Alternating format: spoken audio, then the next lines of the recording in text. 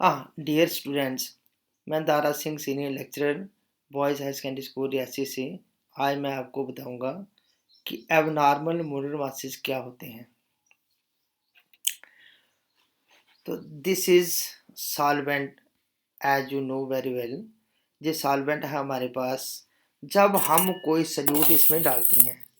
Let us consider ये salute मैंने इसमें डाला। अब डालने के बाद यहाँ पे हमारे पास 3 कारण हो जा सकते हैं। वो 3 कारण कौन कौन से हो सकते हैं? नंबर 1, दिस सल्यूट में नाइदर अंडरगो एनी एसोसिएशन और डिसोसिएशन। सल्यूट ना ही एसोसिएट होगा ना ही डिसोसिएट होगा। ऐसे केस में नॉर्मल ही रहेगा, उसमें कोई चेंज नहीं होगा। Number 2, the association of the solute particles में टेक प्लेस। एसोसिएशन हो सकती है सल्यूट पार्टिकल्स की in solution. Number 3, the dissociation of the solute particles may take place। Dissociate भी हो सकता है। अब जब association of the solute particles होती है, जब dissociation of the solute particle हो जाती है सॉल्यूशन में, ऐसे केसेस में हम देखते हैं वहां पे हमारे पास एबनॉर्मल मोलर मासेस आ जाते हैं। तो एबनॉर्मल मोलर मासेस क्या होते हैं मैं आपको डिटेल में बताता हूं। Number 1, association of the solute particles. जब हम कोई सल्यूट वाटर में डालते हैं या सॉल्वेंट में डालते हैं, तो सल्यूट एसोसिएट हो जाता है। कौन से सल्यूट एसोसिएट होते हैं? पर्टिकुलर नॉन आयनिक सल्यूट्स, जैसे एसिटिक एसिड या बेंजोइक एसिड। एसोसिएशन होने से दो दो मालिक्यूल का एक एक मालिक्यूल बन जाता है, जैसे कि इस फिगर में आप ध्यान से देख सकते हो। सॉलिड एसिटिक एसिड, जब वो सॉलिड था, वो वाटर में हमने नहीं डाला था, उसका मोलर मास है 60 ग्राम। 60 ग्राम उसका मोलर मास है। अब सोल्यूशन में डालने के बाद association of the solute particle हो गया, यानी कि association of the acetic acid molecules हो गए। अब दो दो मॉलिक्यूल मिलकर एक एक बड़ा मॉलिक्यूल बनाते हैं, जिनको हम कहते हैं dimer. Dimer of ethanoic acid या dimer of acetic acid. Molar mass आप इसको देख रहे हो नीचे 120 ग्राम हो जाएगा, अप्रॉक्सीमेटली डबल हो जाता है। तो this is called association of the solute particles.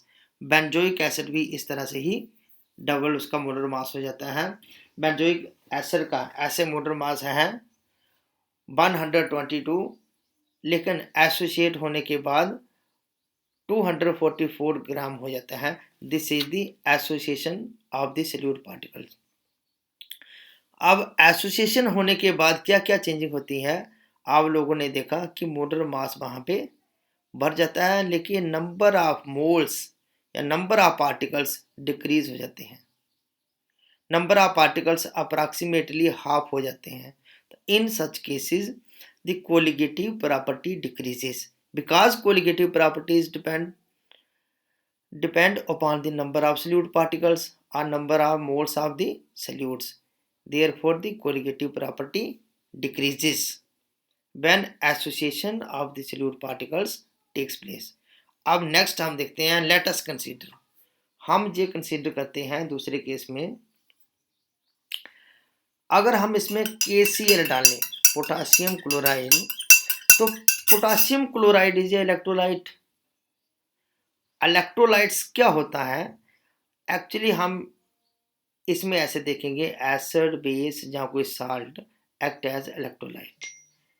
ऐसे तो इलेक्ट्रोलाइट वो होता है, electrolyte is a substance which do not conduct electricity in the solid state, but it conducts electricity in the aqueous state और in the molten state में, उसको हम कहते हैं इलेक्ट्रोलाइट। हमने यहाँ पे डाला KCl। KCl जहाँ पे डिसोशिएट हो जाता है, बन जाते हैं K पॉजिटिव और Cl नेगेटिव आयंस। तो डिसोसिएशन ऑफ द KCl जब डिसोशिएट नहीं हुआ था, KCl का मोलर मास है 74.5 ग्राम। 74 होल नंबर में अगर हम ले तो 74 ग्राम था। उसके बाद जब ये डिसोशिएट हो जाता है के पॉजिटिव और Cl नेगेटिव आयन में, तो ऐसा देखा गया कि मोलर मास इसका अप्रॉक्सीमेटली हाफ आ जाता है 37 ग्राम। तो मोलर मास हाफ हो गया, नंबर ऑफ पार्टिकल्स डबल हो गए, number of solute particles double हो गए, and therefore the colligative property increases because the colligative properties depend upon the number of solute particles. तो इस केस में कोलिगेटिव प्रॉपर्टी बढ़ जाती है। तो ये था association and dissociation of the solute particle. इसको सॉल्व करने के लिए एक साइंटिस्ट आया, बैंड्स होफ साइंटिस्ट था, उसने एक फैक्टर दिया स्मॉल आई। अब वो फैक्टर क्या है? The van't Hoff factor i is defined as the ratio of normal molar masses to the observed molar masses. फिर सुनिए, बैंड्स होफ फैक्टर क्या है? The ratio of the normal molar masses to the observed molar masses, या फिर इसको हम ऐसे भी कहते हैं अगर कोलिगेटिव प्रॉपर्टी से इसको रिलेट करना हो, the van't Hoff factor may be defined as the ratio of observed value of colligative property to the normal value of colligative property.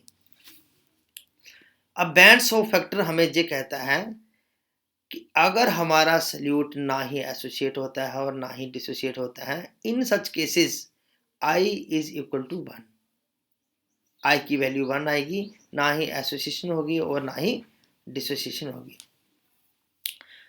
हाँ, इन केस ऑफ एसोसिएशन, अगर association of the solute particle हो जाती है, in such cases observed molar masses is greater than normal molar masses.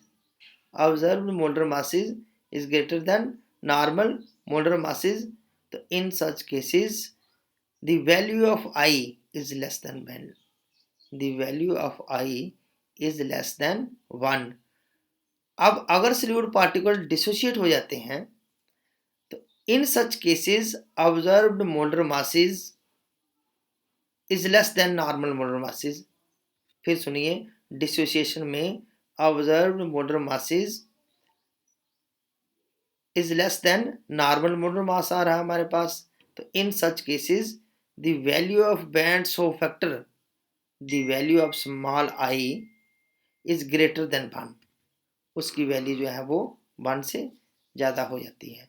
तो अगर salute ना ही associate होता है और ना ही डिसोसिएट होता है, in such cases the I is equal to 1, Van't Hoff factor की वैल्यू जो 1 के बराबर आती है। थैंक्स।